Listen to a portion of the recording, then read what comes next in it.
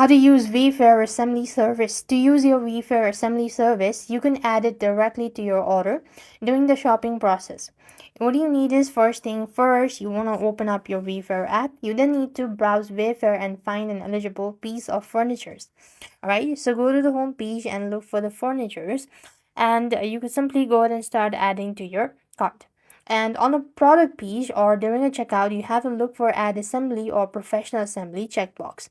So basically, when you go to the card section, add the item to your bag, or you proceed to the checkout, you could then go ahead and look for these options: add assembly or professional assembly checkbox.